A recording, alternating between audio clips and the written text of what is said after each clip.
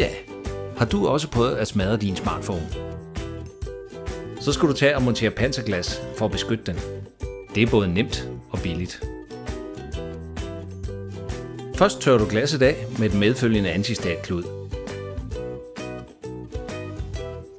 Så fjernes beskyttelsesfolien fra begge sider af dit panserglas.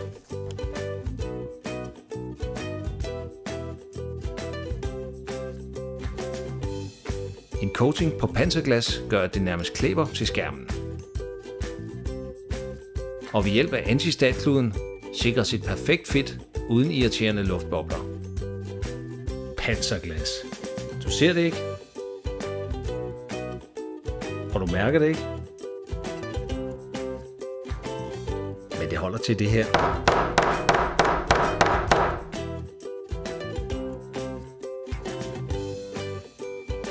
Og det her.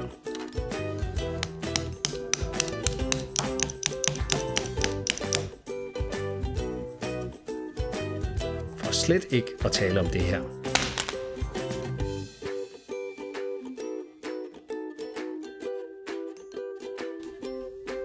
Beskyt din smartphone. Panserglas.